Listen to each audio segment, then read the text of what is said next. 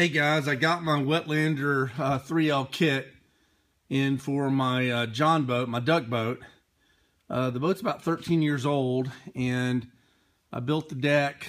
I've got a blind over here that I put on top of it when we hunt. There's the blind. It's a big old blind, and it sits on this 1860 Sea Arc very ski I've got everything on the boat redone. I've got new this same material they use for ski-doos and those kind of things. It's like a rubberized floor. I've got new electronics on it. So I've taken an old boat and really set it up for both fishing and duck hunting.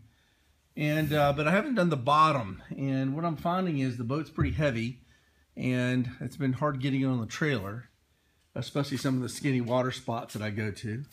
So I wanted to try some of this Wetlander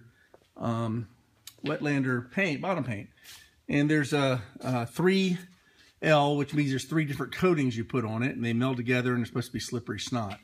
Well, the problem is, usually you just have to block up your boat, and there's a bunch of videos on YouTube on how to do that.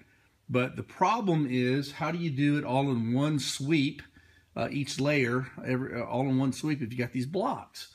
So that didn't work for me, so I decided to do something more.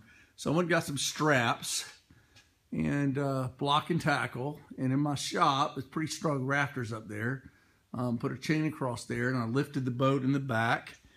And just because there's all that weight on the rafters, I wanted to make sure. Now, I think it's okay without this pole, but I took a 16-foot pole and cut it to size and hammered that underneath vertically and got that squared. So that takes all the, if there's any extra weight on that beam, that pole will take up that extra slack.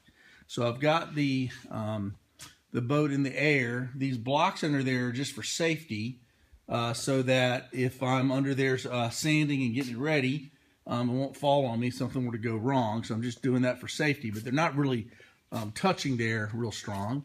Then in the front, I've got this, I had a manufacturer, a fabrication welding shop make this this plate for me in the front for my trolling motor, and that's really strong. There's some bolts that go through there and welded to the frame. So I put a chain through on that side, and I got a little chain come along. And, did that on the front, and I got this thing up in the air. I then took and ran a line, one of those chalk lines, along the bottom of the boat, and I've been sanding down here below the tape, and I'm gonna start the first layer here coming up, and I'll have some updates as we go.